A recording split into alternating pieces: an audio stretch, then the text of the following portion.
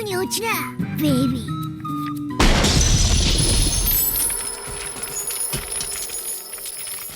Okay, so this one's going to be a quickie, just a quick in and out video. Spy Family is one of the biggest and arguably best anime of the modern era. An anime that's simultaneously perfect for newcomers and those who've been watching anime for decades. I'd go into detail about the premise and plot of Spy Family, but most of you already know that anyway. And if you've forgotten it already, then have no fear, because the film quickly recaps the plot of Spy Family to you at the beginning of this film, which was greatly appreciated because I know I needed a reminder. All you really need to know is that Lloyd, the dad, is a spy on a mission to take someone down, and he needs a pretend family to do just that.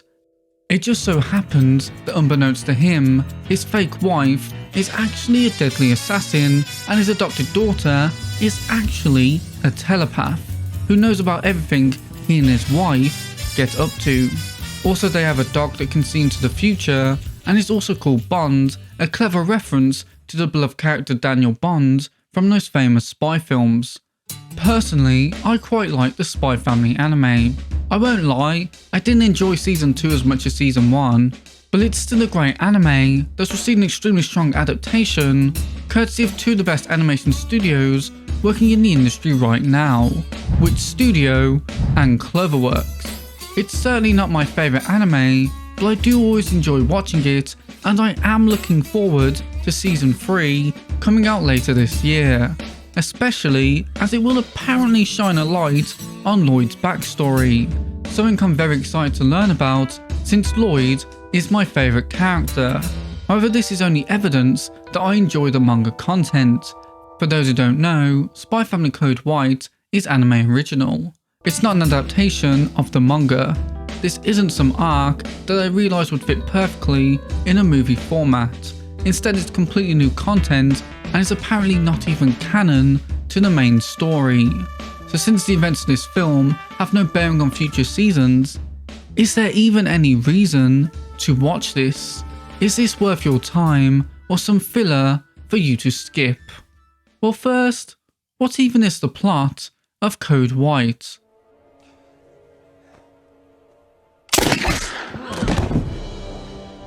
Things begin with Anya and the rest of her class being told about a special cooking class in which they must make a dessert, which, you know, is cool and all, but what's in it for Anya? 校長先生が直々にしてくださる。昨年の優勝者にはステラが贈られた。A Stella?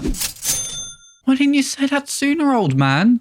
Meanwhile, Yora's talking with her dreadful colleagues who start discussing adultery, specifically men who cheat on their wives, which does begin to play on Yor's mind. What doesn't help the situation is Yor having the eyes of Hawkeye, where she just so happens to see Lloyd in a precarious position with another woman. That's right, it's a massive plot twist, but Lloyd is having an affair. I'm kidding, of course he isn't, but Yor doesn't know that, and that essentially sets up her plotline for the entire film. Her trying to figure out if Lloyd is cheating, and also whether she has any right to be upset about that, since their relationship isn't even real. If you're a fan of the Lloyd and Yor relationship, which let's be honest, who isn't, then you're certainly going to get a kick out of some of the scenes in this film when Yor tries to get close to Lloyd, as well as her becoming extremely paranoid that Lloyd has fallen for another woman. Lloyd, for his part, is still completely laser focused on his mission. In fact, he's even the one who sets the plot for this film into motion. As soon as he learns that the judge for the cooking class is going to be the principal, he uses his Sherlock Holmes-esque mind palace to remember that the principal's favourite dessert is Mary Mary.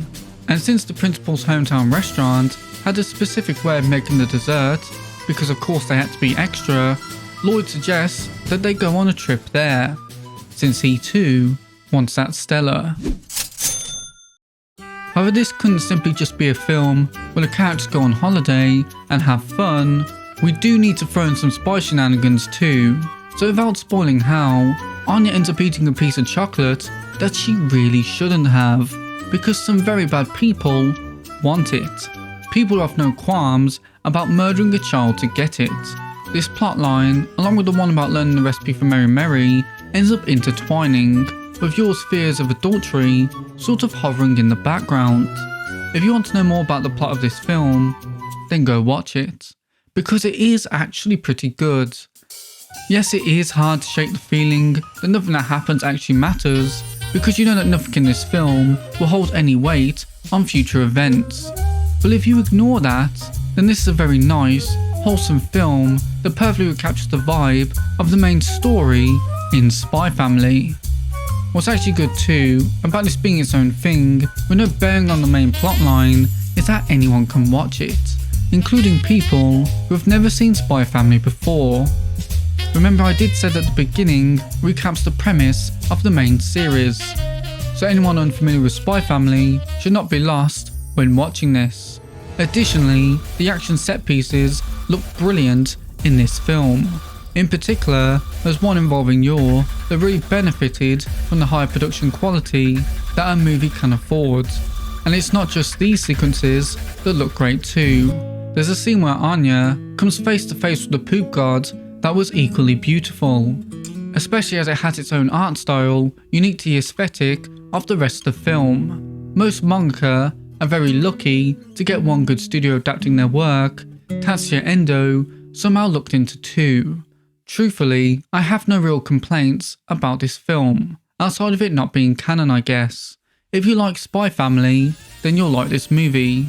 It won't feel like filler, something made to hit a quota or to fill a slot. This film feels like it had a lot of time and passion poured into it, and it has resulted in an original story worthy of what we've seen in the anime. And if for some reason you swear off anime completely and only read manga, then I have some good news. There is actually a light novel version of this exact same story that was released on the same day as the movie.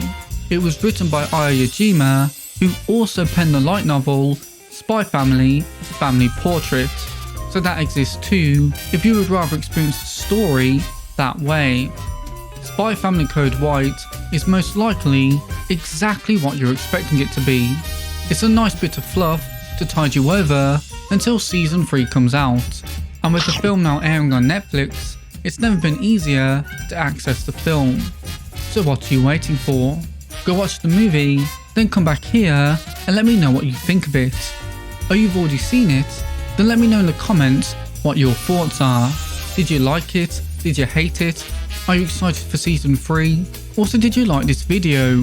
If you did, then please give this video a like. It really helps me out. And if you want more from me, then do consider subscribing. But anyway, I've been Liam Nidus. Thank you so much for watching this video, and I hope to see you in the next one. Bye bye!